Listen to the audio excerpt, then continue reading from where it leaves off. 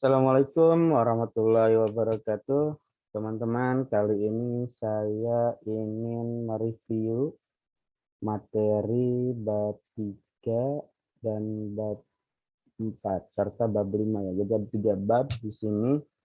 Bab 3 terkait mengenai metodologi penelitian, bab 4 mengenai hasil penelitian, dan bab 5 simpulan dan saran.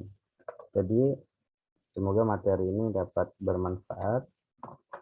Kita mulai, yang pertama adalah tentang bab 3. Apa itu bab 3? Yaitu metodologi penelitian.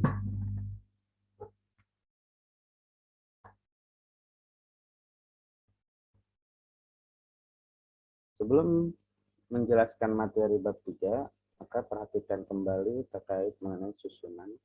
Bab 3 ini sebenarnya banyak sekali ya komponen di bab 3, namun saya batasi untuk karya tulis ilmiah ini pada bagian A, tempat dan waktu penelitian, metode penelitian, objek penelitian, teknik pengumpulan data, instrumen penelitian, teknik analisis data.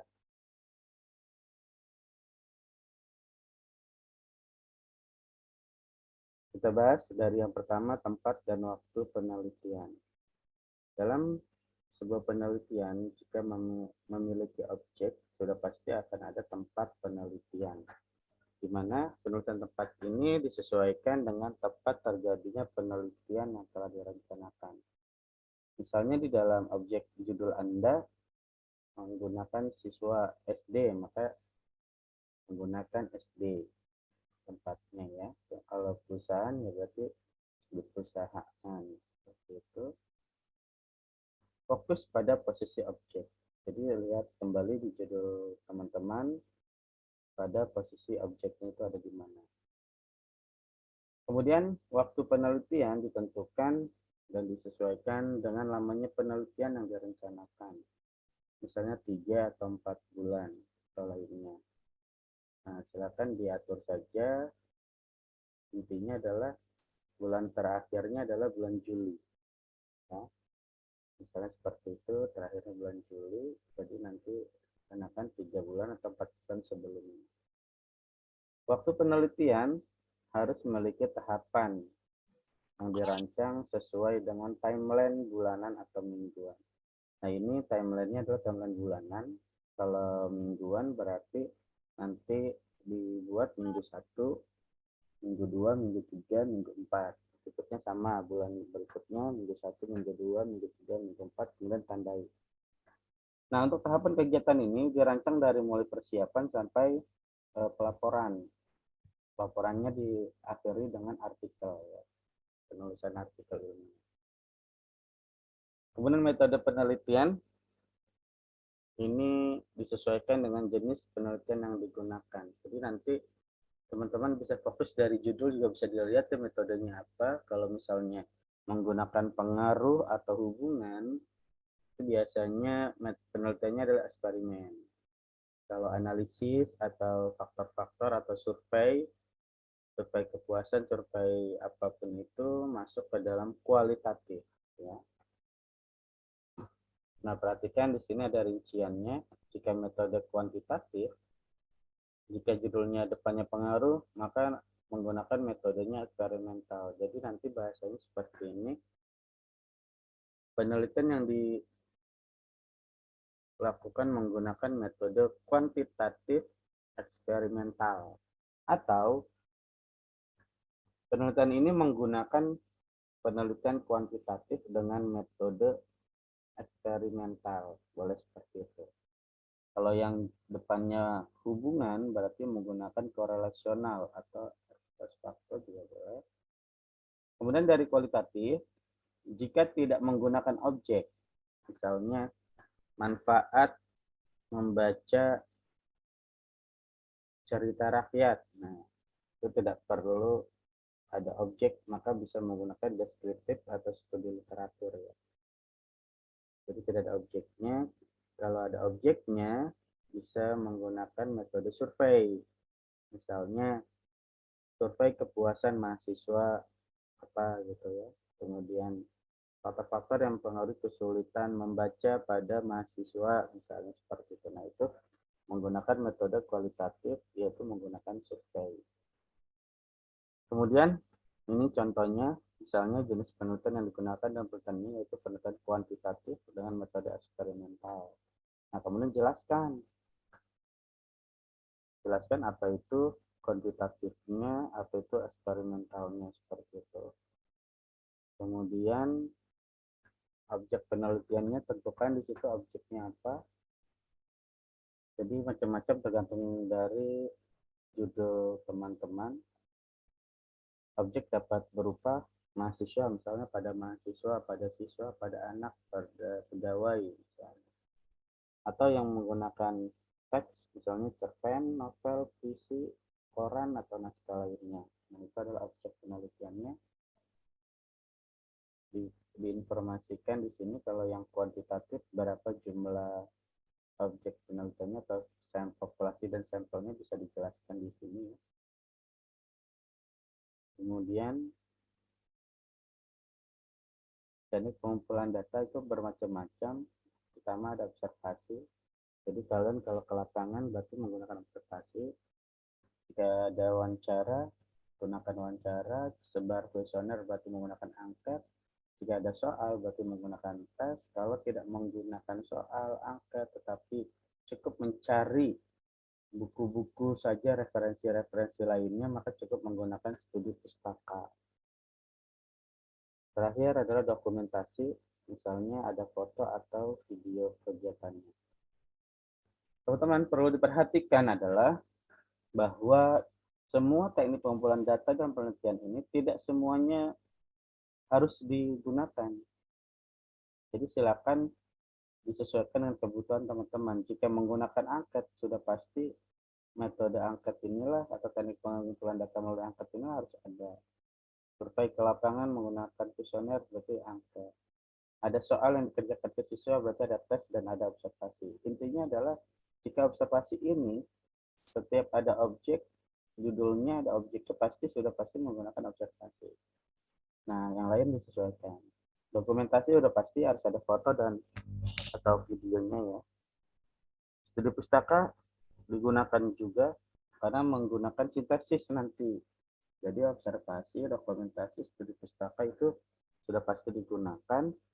Tinggal nanti cara pengambilan data lainnya seperti angket, tes, atau wawancara apakah digunakan atau tidak. Jika digunakan silakan dicantumkan di dalam teknik pengumpulan data. Kemudian ada instrumen penelitian. Perhatikan kembali teman-teman, jika penelitian Anda sifatnya kualitatif, berarti Anda menggunakan tabel. Ya, menggunakan tabel. Misalnya analisis novel, analisis koran, atau menggunakan tabel analisis yang sesuai dengan materi sebelumnya di fokus materi atau di instrumen materi ya. Itu ada, sesuaikan dengan jenis penelitiannya. Dan juga sudah ada di video saya sebelumnya, silakan dipahami kembali. Kalau kuantitatif, di sini menjelaskan definisi konseptualnya melalui angket, tes atau non-tes. Jadi di sini ada kisi-kisi, jadi nanti masukkan kisi-kisinya dengan angketnya di sini ya. Nah kalau survei juga sama, harus ada kisi-kisi dan angketnya. Jadi kalau untuk survei yang menggunakan angket, berarti baik itu kualitatif yang survei ataupun penelitian kuantitatif itu sendiri yang menggunakan angket, maka harus ada kisi-kisi dan instrumennya atau angketnya. Perhatikan kembali teman-teman, jika judul Anda menggunakan deskriptif atau kualitatif, maka menggunakan teori Miles and Habermas, di mana meliputi 3 tahap, yaitu tahap prediksi data, tahap data display, tahap kesimpulan. Jadi gunakan teori ini. Tetapi jika teman-teman menggunakan kuantitatif, yang judulnya hubungan, maka bisa menggunakan koefisien korelasi dengan perhitungannya analisis univariat dan bivariat. Dengan yang lain pun tidak masalah. Jika depannya judulnya pengaruh atau jenis penelitian yang digunakannya adalah eksperimental, maka menggunakan produk momen atau uji regresi. Pada akhirnya, baik itu koefisien korelasi atau produk momen atau pengaruh atau hubungan, pada akhirnya tetap akan menggunakan uji T. Namun teman-teman, karena ini karya tulis ilmiah yang sifatnya masih dasar sekali, dan ini penunjang bagi tulisan teman-teman, maka fokus teman-teman tidak perlu menggunakan koefisien korelasi atau produk momen, di mana kedua ini sebenarnya bisa saja sih melalui SPSS ya, tetapi ini cukup untuk karya tulis ilmiah, fokusnya adalah membuat presentasi saja. Jadi dari angket yang disebarkan itu hitung presentasenya, rata-ratanya berapa, kemudian hasil dari setiap indikator yang disebar itu berapa. Jadi cukup menggunakan presentase saja, tidak perlu menggunakan rumus koefisien korelasi atau produk momen. Kemudian ada penelitian tindakan kelas. Ini penelitian tindakan kelas ini dikhususkan untuk penelitian yang di dalam kelas. Jadi biasanya guru-guru yang melakukan, mungkin teman-teman fokus kepada kualitatif dan kuantitatif. Karena kalau penelitian tindakan kelas itu dia menggunakan keduanya, ada kualitatif dan ada kuantitatif. Jadi seperti itu untuk materi bab 3. Kemudian kita masuk ke bagian penjelasan hasil penelitian dan pembahasan serta penarikan kesimpulan. Berarti sudah ada bab 4 dan bab 5. Sebelumnya pahami dulu bahwa bab 4 itu nanti membuat hasil penelitian dan interpretasi berdasarkan data penelitian. Bab 5 mengambil atau membuat rumusan dari simpulan dan saran dari hasil penelitian tersebut. Dilengkapi dengan daftar pustaka dan lampiran-lampiran. Kemudian kita bahas satu persatu. Pertama adalah deskripsi data. Nah, teman-teman, silakan dideskripsikan dulu datanya. Kalau yang kualitatif, misalnya menggunakan novel, maka teman-teman bisa menggunakan novel tersebut itu bisa difoto atau di screenshot ya. Jadi nanti dijelaskan identifikasi atau identitas dari novel tersebut. Tentang apa, berapa halamannya, terbitnya siapa, gitu. Tapi bisa dalam bentuk sinopsis singkat ya, nanti di bawahnya atau diakhiri dengan sinopsis singkat. Jika penelitian itu kuantitatif, yang menggunakan survei tadi atau menggunakan angka tadi ya, maka teman-teman cukup mendeskripsikan dua hal, yaitu ada dari instrumennya dijelaskan, instrumennya tentang apa, kemudian respondennya seperti itu. Dijelaskan deskripsi datanya apa saja, misalnya deskripsi datanya instrumennya ada 10 butir pernyataan tentang apa, respondennya berapa jumlahnya gitu. Kalau hasil penelitian berarti tentang hasil yang didapati berdasarkan pengolahan data dari lapangan. Jadi setelah data atau angka itu disebar, maka teman-teman silakan diolah. Harusnya menggunakan SPSS jika kuantitatif, namun fokusnya di sini adalah cukup menggunakan presentasi saja. Kemudian selain itu dilanjutkan dengan pembahasan di mana pertama adalah menjawab pertanyaan pada masalah. Cek kembali di bab 1 teman-teman, itu ada pertanyaan. Pertanyaannya ada berapa? Jika ada 4, maka pembahasannya juga akan ada 4. Di mana pertanyaan tersebut harus dijawab di pembahasan. Pemaknaan atau penafsiran hasil analisis data.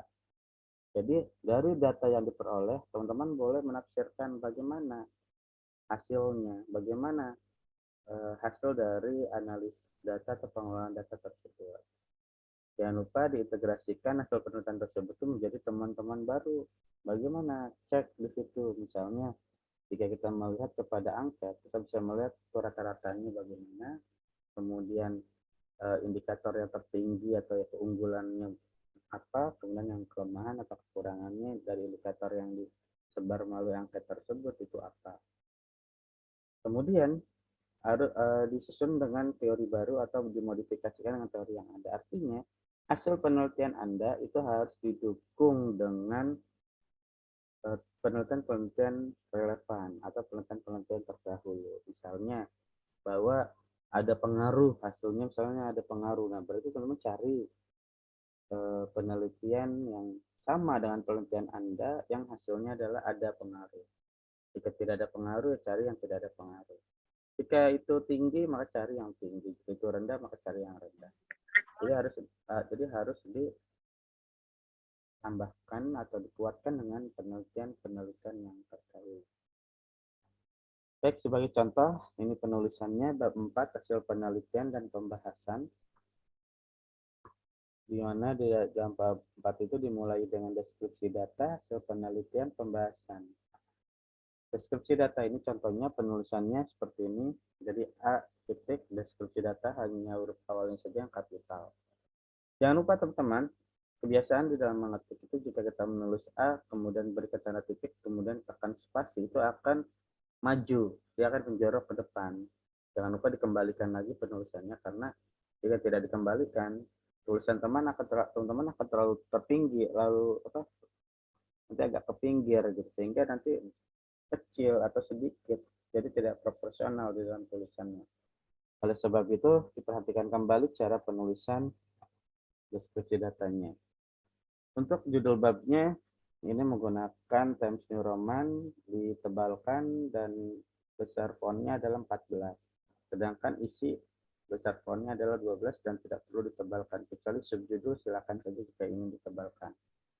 Kemudian, perhatikan alinea paragrafnya, dia agak menjorok, agak menjorok ke dalam, boleh menggunakan tab atau setengah ruler ya, dari penggaris atau tanda pembatas dari paper Anda.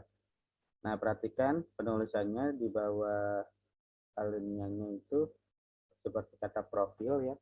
Ini di bawah deskripsi di D, jadi sejajar dengan D, bukan di A. Jadi seperti itu, jangan lupa di justify penulisannya supaya rapi ya. Itu deskripsi data, saya ulangi kembali bahwa penjelasan pertama adalah gambaran data, datanya apa, misalnya dalam bentuk angket, dengan berapa pernyataan, indikatornya apa saja. Kalau respondennya siapa, jumlahnya berapa, fokusnya ke siapa. Nah, itu jangan lupa dijelaskan di dalam deskripsi data. Kemudian hasil penelitian. Sama seperti halnya dengan deskripsi data, perhatikan alinea paragrafnya. Kemudian di mana hasil penelitian ini merupakan keselarasan dengan sistematika. Jadi perhatikan kembali sistematika karya tulis ilmiah, dan itu ada di video saya sebelumnya ya, bisa diperjelas di situ. Kemudian sesuaikan dengan kerangka berpikir atau kerangka konsep. Jadi ada kerangka berpikir atau konsep yang dimana mungkin familiarnya teman-teman ada fokus materi. Nah, fokus materi itu adalah kerangka berpikir atau kerangka konsep ini. Jadi teman-teman bisa saja membuat fokus teori dulu dari judul karya tulis ilmiah ini, supaya nanti ketika di kerangka berpikirnya gampang untuk ditarik ya. Tentunya ini ada di bab 2. Dan pertanyaan penelitian melalui penilaian profesional dan peneliti baik dengan cara menganalisis data, menghitung statistik, hasil wawancara, tes, dan lain-lain. Artinya data-data tersebut itu dianalisis. Nah, hasil analisisnya silakan dituangkan di dalam bagian hasil penelitian. Kemudian, jika data diperoleh dari wawancara atau studi pustaka itu artinya mencari teori-teori saja dari artikel, jurnal, atau buku-buku saja tanpa mengalami survei atau tidak melakukan survei ke lapangan atau tidak menggunakan angka di lapangan. Tulisan wacana, novel, puisi, dan lain-lain secara tekstual, maka lakukanlah penjelasan hasil analisis isi dari objek tersebut. Jadi hasilnya, misalnya analisis dari nilai moral, aspeknya apa saja, nah itu dijelaskan. Misalnya moralnya dari perilaku, apa saja analisisnya, kumpulkan di situ seperti itu. Tetapi jika data diperoleh dari angket dan hasil tes, maka lakukanlah penjelasan hasil uji statistik. Nah, uji statistik itu teman-teman menggunakan SPSS, namun karena sekali lagi ini fokusnya hanya pada tulis ilmiah yang dasar pemula untuk mahasiswa, maka teman-teman cukup menggunakan persentase saja sebagai studi kasus atau survei tadi ya. Jadi tidak perlu menghitung secara statistik lebih lanjut, cukup menggunakan rumus persentase saja. Kemudian untuk pembahasan, sama halnya seperti deskripsi data dan hasil penelitian, perhatikan adanya paragrafnya, penulisannya ya, di mana pembahasannya merupakan sintesis penelitian melalui penilaian terhadap hasil penelitian terkait. Jadi hasilnya bagaimana itu dijelaskan kembali gitu. Tetapi di sini tidak ada lagi analisis, karena analisis sudah sifatnya sudah selesai di hasil penelitian. Jadi digambarkan bagaimana temuan-temuannya gitu. Khususnya bagi keunggulan atau kekurangan dari hasil yang diperoleh seperti itu. Hal-hal yang harus diperhatikan dalam pembahasan pertama adalah memadukan masing-masing hasil penelitian dalam konteks teoretis dan disajikan dalam kajian perpustakaan. Artinya, jika kalian menganalisis, kalau yang kualitatif menganalisis berdasarkan aspek, ada 4 aspek misalnya. Berarti 4 aspek itu dianalisis tuh. Aspek satu apa, kutipannya apa, analisisnya bagaimana. Aspek kedua, kutipannya apa, analisisnya apa, penjelasannya bagaimana, seperti itu. Tetapi jika ini kuantitatif atau survei, ya, atau kualitatif yang menggunakan studi kasus atau survei, dan kuantitatif yang menggunakan angket, jadi keduanya itu bisa menjelaskan dari hasil angketnya. Misalnya ada 20 pertanyaan, ditulis semua itu di hasil penelitian. Jadi di hasil penelitian itu ditulis tuh nomor 1 apa, terus sampai pernyataan nomor 20 atau pertanyaan angket yang terakhir. Dijelaskan di situ. Nah, kemudian nanti ketika sudah dijabarkan di pembahasan itu dijelaskan kembali, digambarkan kembali, dipadukan gitu. Jadi jawaban Anda atau statement-statement atau pernyataan-pernyataan Anda di dalam pembahasan itu sesuai dengan hasil penelitian. Pembahasan perlu menyetir beberapa penelitian terkait. Nah, perlu menggunakan penelitian terkait. Jadi ketika teman-teman menjelaskan hasil penelitian di dalam pembahasan, hasilnya teman-teman bisa padukan, bisa digunakan penelitian lain sebagai penguat. Misalnya hasilnya ada pengaruh kebiasaan menonton YouTube terhadap kemampuan berbicara. Misalnya. Nah, cari penelitian lain yang memiliki hasil yang sama. Dijelaskan di situ. Jadi harus ada kutipannya dan itu ditandai dengan body note ya, atau kita atau e-note seperti itu. Nah, kemudian tujuan pembahasannya adalah menyajikan interpretasi terhadap temuan. Jadi fokus pada temuan-temuannya. Hasilnya itu apa saja yang ditemukan supaya nanti dari teman-teman itu bisa dibuat simpulan dan direkomendasikan dalam bentuk saran seperti itu. Dalam pembahasan tidaklah cukup untuk mengungkapkan kembali hasil penelitian. Jadi tidak boleh atau tidak hanya pada pengungkapan atau gambaran hasil penelitian saja. Tetapi cara terbaik adalah meninjau masing-masing hipotesisnya dari pertanyaan-pertanyaan penelitian. Nah, di dalam pembahasan itu kembali ke pertanyaan yang ada di masalah. Jika masalahnya ada 4, maka masing-masing dijelaskan. Jawabannya itu mengambil dari hasil penelitian. Misalnya pertanyaan pertama adalah apakah ada pengaruh? Misalnya hasil penelitiannya ada pengaruh, berapa nilai pengaruhnya? Dijelaskan berdasarkan hasil penelitian. Kemudian cari penelitian relevan lainnya yang mendukung hasil penelitian Anda, penguat penelitian Anda, seperti itu. Jika pertanyaan nomor 1 sudah selesai, lanjut ke pertanyaan nomor 2. Pertanyaan nomor 2 misalnya, bagaimana tingkat pengaruhnya antara X terhadap Y misalnya. Nah, dijelaskan kembali, cek kembali bagaimana tingkat pengaruhnya, nilainya berapa, apakah itu pengaruhnya sedang, tinggi, atau biasa saja misalnya, atau dengan kategori lemah, kuat, sangat kuat, gitu, seperti itu. Nah, di situ silakan teman-teman menentukan berdasarkan hasil penelitian. Kemudian fokus karya ilmiah. Jadi kita berbicara fokus karya ilmiahnya dari hasil penelitian tadi itu. Pastikan hasil penelitian ini telah menjawab seluruh pertanyaan. Jadi jika pertanyaannya ada 4, maka pembahasannya juga ada 4. Jika pertanyaannya ada 3, maka pembahasannya juga ada 3. Jangan sampai tidak ada pembagian fokus dari masalah itu. harus ada pembagian pertanyaan tersebut. Pastikan penelitian telah sesuai dengan tujuan penelitian yang ditetapkan. Nah, tentunya di bab 1, sebagai bahan koreksi juga, jika masalahnya ada 3, pertanyaannya ada 3, maka tujuan juga ada 3. Jika masalah atau pertanyaannya ada 4, maka tujuan juga ada 4. Jangan sampai salah.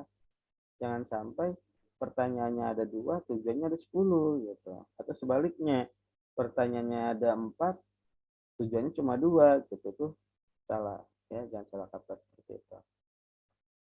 Tetaplah berfokus pada penjelasan secara langsung mengenai apa yang ditentukan di masalah. Jadi jawab berdasarkan pertanyaan, fokusnya di situ saja, jangan kemana-mana gitu.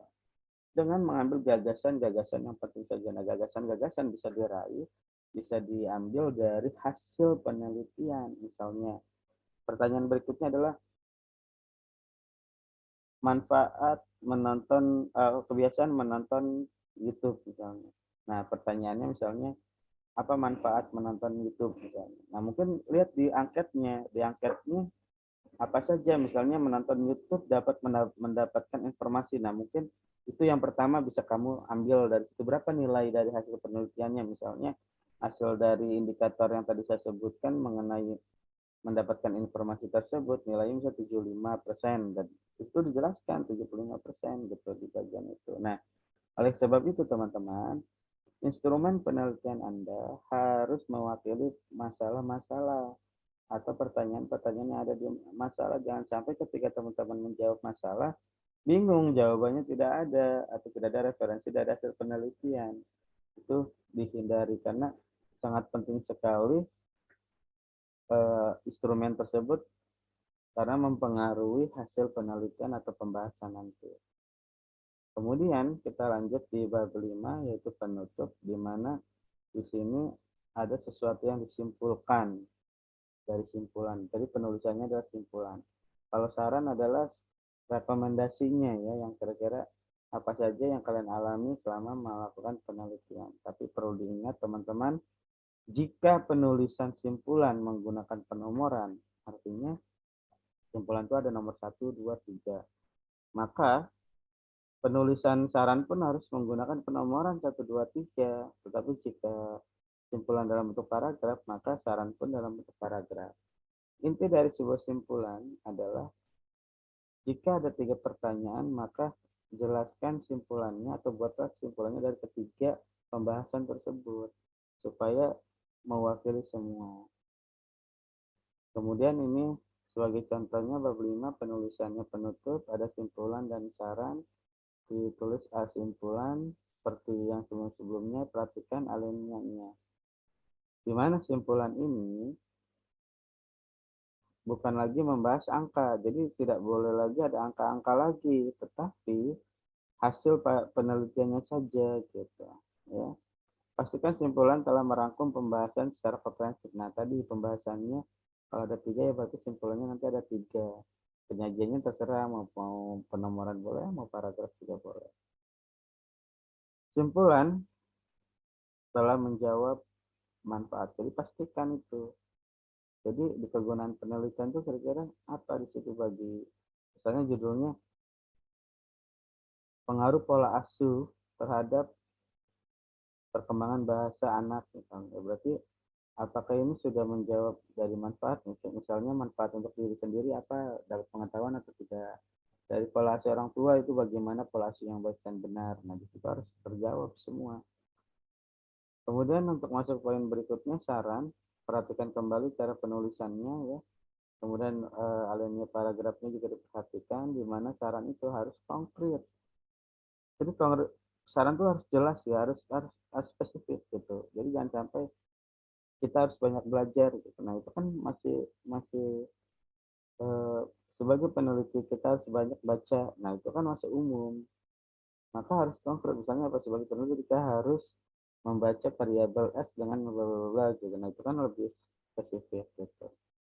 Memiliki sasaran untuk siapa? Nah, kembali ke saran ini sebenarnya ada hubungannya dengan manfaat atau kegunaan bagi peneliti, misalnya apa cara kegunaan bagi guru, bagi sekolah, bagi orang tua, bagi siswa atau mahasiswa dan sebagainya. Saran juga harus sesuai dengan temuan penelitian. Jadi apa temuannya di situ, misalnya kekurangannya tentang ini, nah itu yang harus ditingkatkan. Terakhir adalah saran itu harus relevan. Nah, kira-kira relevan tidak? Kalau misalnya gini, eh, kemampuan berbicara anak kurang karena eh, tidak semua memiliki handphone sehingga tidak bisa menonton YouTube misalnya seperti itu. Nah, bukan berarti sarannya semua anak harus punya HP atau kredit handphone gitu, tidak gitu. Tapi bagaimana cara anak bisa memanfaatkan YouTube itu gitu. Artinya bagaimana cara mendapati YouTube atau bisa mengakses YouTube gitu, seperti itu. Catatan kembali, penulisan simpulan dan saran harus konsisten. Jika simpulan menggunakan penomoran, maka saran juga penomoran. Jika simpulan ditulis dan paragraf, maka saran juga harus diikuti. Dan seperti itu saja review dari bab 3, 4, dan 5. Semoga bermanfaat. Terima kasih.